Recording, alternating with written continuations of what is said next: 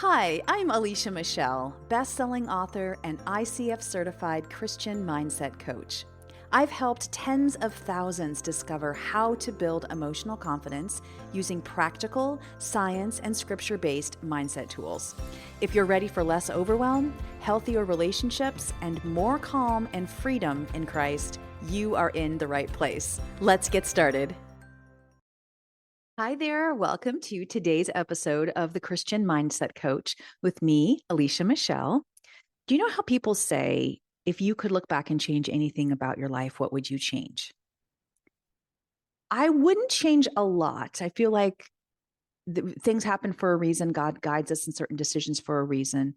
But one thing that I would change about myself and how I interacted with myself back in the day is that I would make rest a bigger priority. I knew about the importance of rest. I knew that people said it was going to catch up to me if I didn't take time to get rest. I get that. First of all, having gone through a massive medical crisis in 2017, that was the result of me running from my need to rest and running from my emotions and running from a lot of things. I know now that there is a consequence if we don't rest. And I know that there are lots of ways to get rest, even if it doesn't look like this 3-week trip somewhere fancy. If that doesn't happen on a regular basis in my life, I see the results of how I show up as a wife, a mom, a daughter. I show up different and I feel it in my body. Looking back now, I know that if I could have done that for myself as a young mom, as a young wife, then there would have been some different decisions that I would have made. That's part of the reason why I'm passionate about helping women make time to go inward and to talk about these deeper things and hear from the Lord, because it's too easy. It's really too easy to keep going and surviving and feeling like we're fine. There's nothing wrong with us. I'm going to just be fine. I've always been good. I can make it. That kind of a feeling. We're really good at that as women. We just don't know how, if we aren't living in this way of having that balance of taking care of our bodies and taking care of our minds and connecting with Him, making time for these deeper fillings of soul refreshment, we don't know how that's affecting us. And some of us don't get a second chance like I got with my body and what happened to me. So I started by having a forced rest. That was what my 2017 incident was. It was a very scary time where I was in the ICU twice and afterwards was forced to stay at home for 9 months in my bed. Everything was taken away from me. So that was not the kind of rest that I ever want to experience again, because it was God saying, you're not going to take time for rest? Look, girl, I'm going to make you rest, and not in a way that's pleasant. So that time was a time of forced rest. But I know now that there are these rhythms that I have set up. And one of these rhythms is a deeper rest retreat or rest weekend or rest day. There are different things in different seasons, and it's really based on what I feel God is inviting me to experience and what I might need in that season. I want to talk to you about what it looks like to have your own version of that. For example, I am hosting a rest retreat. You may have heard about it on the show. We're having one in San Diego in February of 2026. And I just hosted one in Italy in September of 2025. And I am also hosting one in 2027 in Scotland. But I get it. That might not be a fit for you. You may not be able to travel that far, spend that much money, even be gone that long. Like, there's 1,000 different reasons. My ability to do this in this season is only because I am in the current season that I'm in. If I was in the season that I was in 10 years ago when my kids were really little and I was homeschooling them, there's no way I could do stuff like this. Yet I know that all of us need to make time for these deeper forms of rest. So when I was in those seasons, between the time of when I went through the whole medical stuff to now, when I was in those seasons where I was not able to get away for a longer period or do something more extravagant in terms of rest, this was how I viewed it. What I'm sharing with you today is still my own hack for finding a way to get the deeper soul rest. I'm going to refer to them as private rest retreats, like DIYing your own rest retreat. If it feels like I cannot get away, like that's not something I can do, I want to talk to you today about what that means, because many of us have experienced vacation, right? You go on vacation with your family, maybe even with your husband, you travel to different places. And sometimes those kind of trips, they're not very restful. If you've ever, for example, gone to Disney World for a week with your family, it's a fun trip, but it is not a restful trip. It's not this kind of rest that we're talking about, this rest experience for me. You're going to laugh. Maybe you can relate to this, or maybe you're like, you're wrong, Alicia, but have you ever gone camping? This is not a vacation for me. I grew up camping, and I'll just say, camping to me, the way I would do it would be in an RV, fully charged. That's how I like to camp if I'm going to camp. There's just so much work involved. I'm talking about a time for you to completely put everything down, a time for you to not have to plan something or take care of someone or do anything that is what you are normally doing, like running a household, running a career, things like that. This is a time not for you to veg and do empty exercises or empty things, but it's a time for you to really truly be filled up. And so I want to share with you today what you can do to create that for yourself. I am offering a full explanation and detailed worksheets as part of my virtual experience for the San Diego retreat. So if you are interested in learning more about all of the details and what it could look like step by step, and you aren't able to join us in person, we are running out of spots. Some people are choosing this option anyway, but it's the virtual option of the San Diego retreat. We're giving everybody this. I'm going to give you my much more extended version than what I'm talking about today.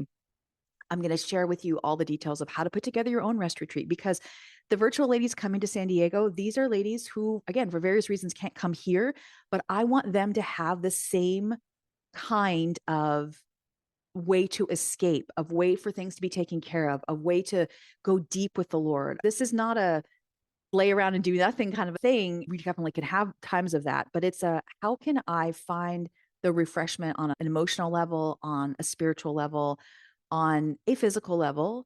And how can I have fun? How can I have creativity involved? How can I enrich my soul fully? So if that's something you're interested in and you want the full experience of what this could be, I invite you to join us for the virtual retreat in San Diego. It's in February. You can find out all the details at aliciamichelle.com/beach-retreat.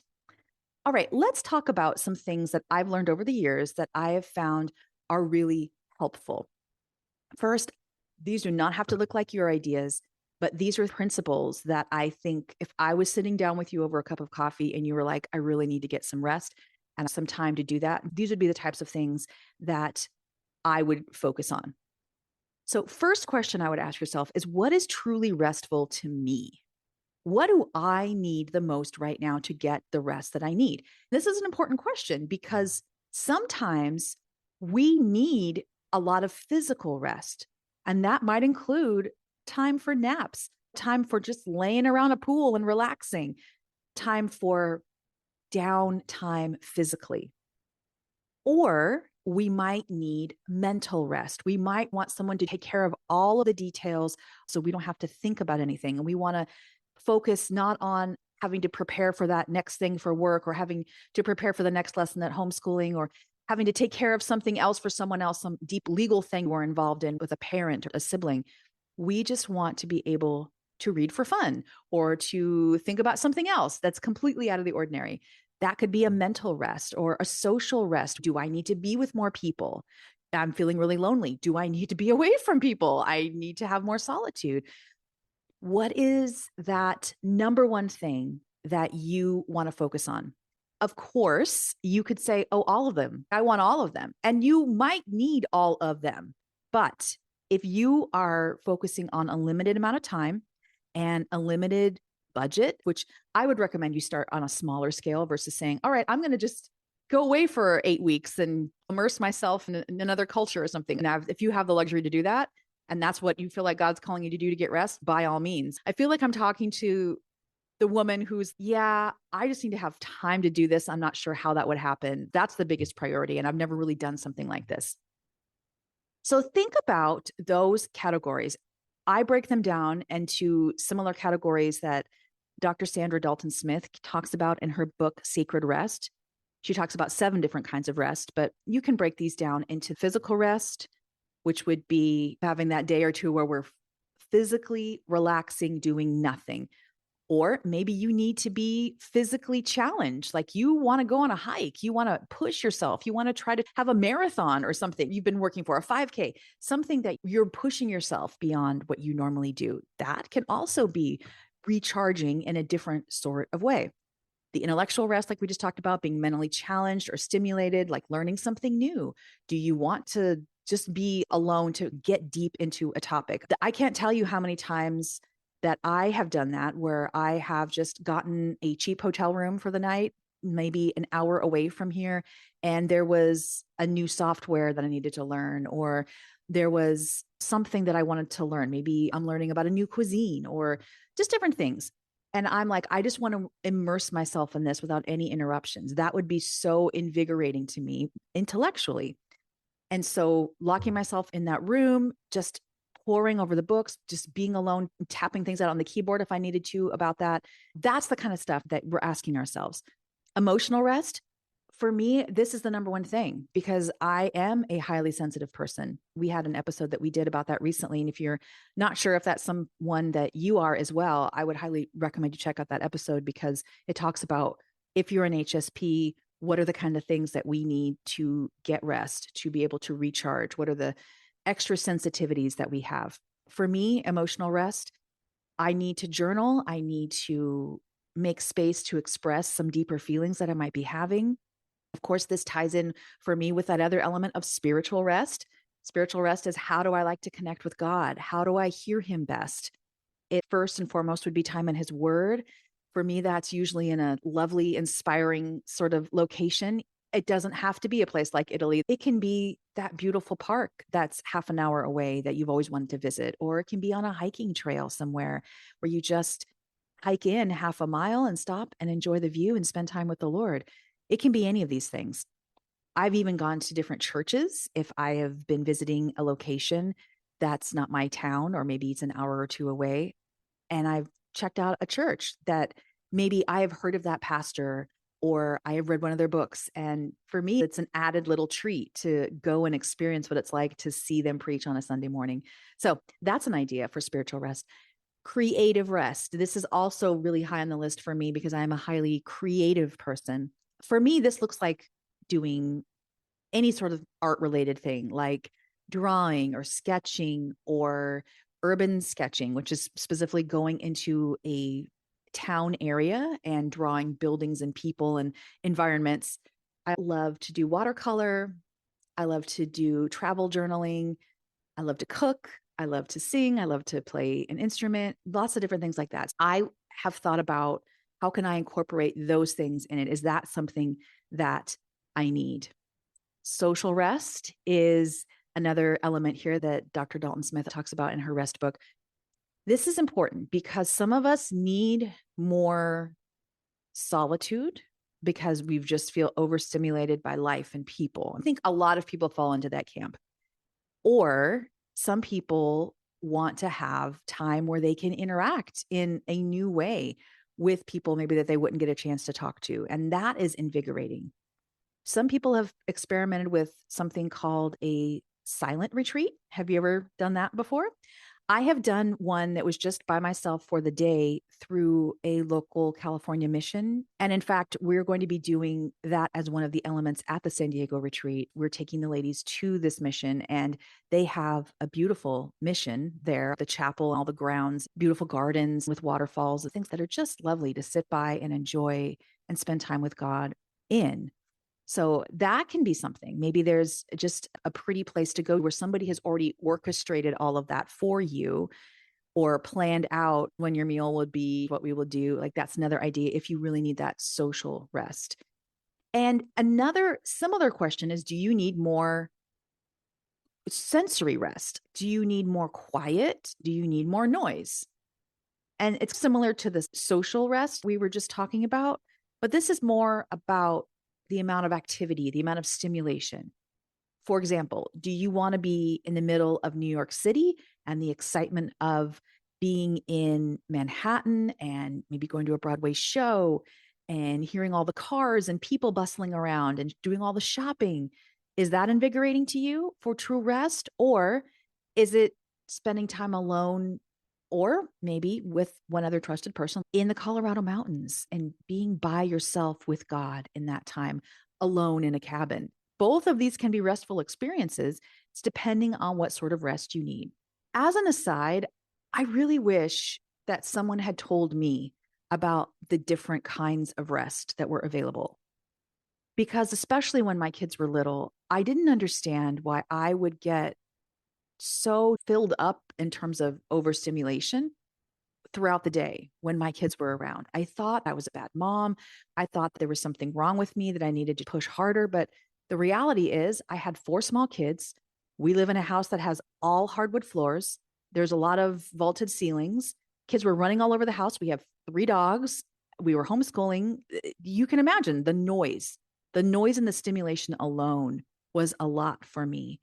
And it wasn't until I learned, okay, that is why I am so frustrated by the end of the day. It's the amount of noise. And so for me, as a young mom, seeing some of this, I wish that I could have had time to address these issues like sensory rest and social rest, because those were the highest level ones for me. The biggest thing that you need to think about when you're considering different types of rest that you want to focus on, pick one or two if you're going to have a short period of time, and focus this rest around true soul rest, not just superficial hits of dopamine. And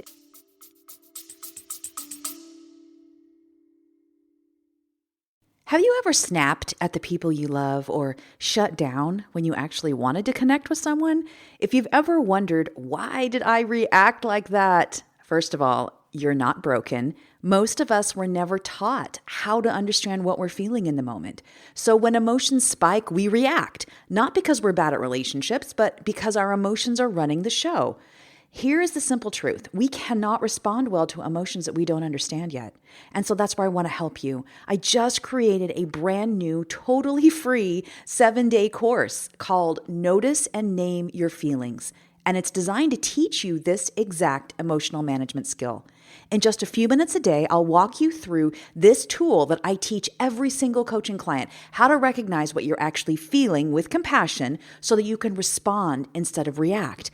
And once you start understanding what's really happening inside of you, everything changes. How you show up with your spouse, how you talk to your coworkers, even the way you talk to yourself. The course includes short 5-minute videos, simple daily practices, and a supportive space with other women walking through it right alongside you. This is your first step out of reacting and into more calm, clarity, and peace in your relationships. So get started now in the free Notice and Name Your Feelings course at aliciamichelle.com/feelings, or just click the link in the show notes. I look forward to seeing you inside this free course. Again, it's aliciamichelle.com/feelings.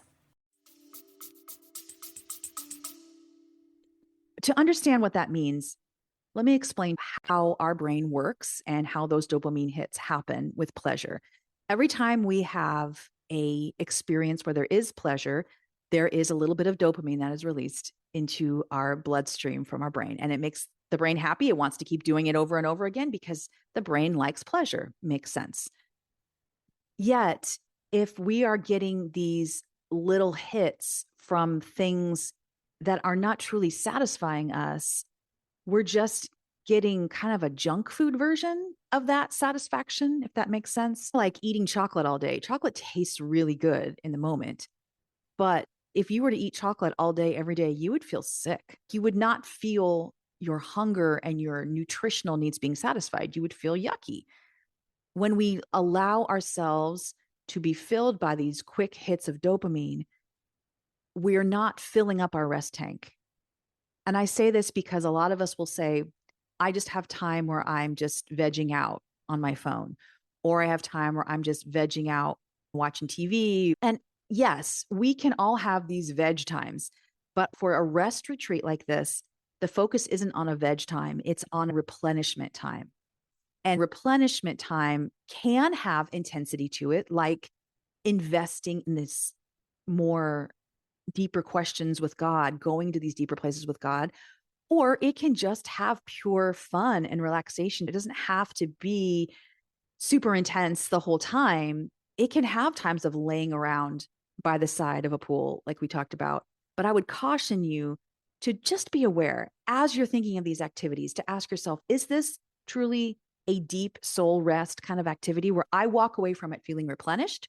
Or is it a cheap dopamine hit? So as you're thinking about these activities, think of those things.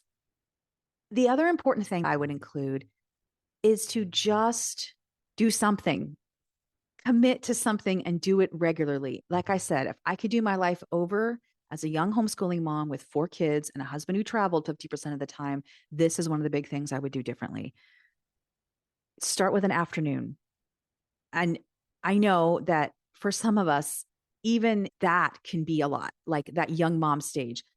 We think, okay, an afternoon, maybe I can get that in, but is that really going to help me? You're like, I need 5 weeks by myself on an island. And I get that. I want to recognize that feeling because I felt that and I know what that feels like.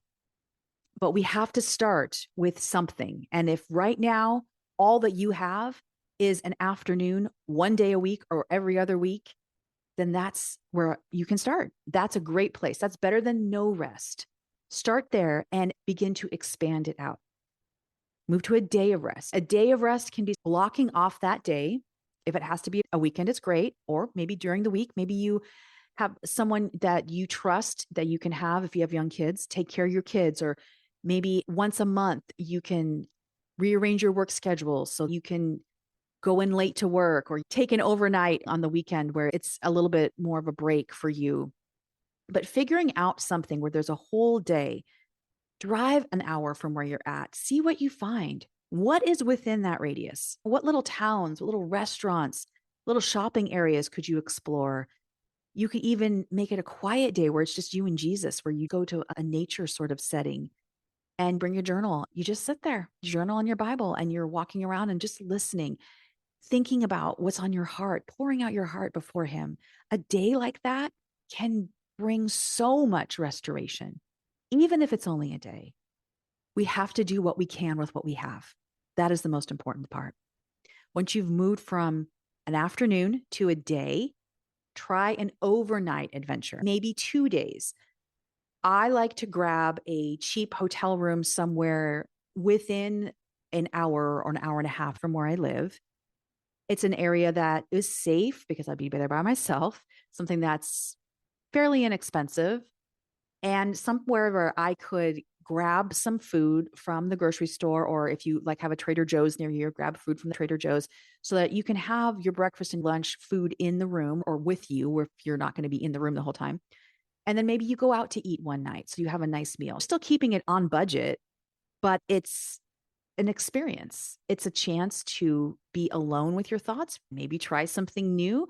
Maybe while you're in this area, you're like, you know what? I've always wanted to see this museum, or I've always wanted to check out this store in this place, or I just want to be left alone for 6 hours to read my book and journal about this thing that I'm walking through right now. That can be a great next step for that. And then the next step would be to get away for 3 to 5 days. This is where rest really starts to build on itself. These can be hugely rejuvenating because it takes a couple of days for us to completely unwind and let go.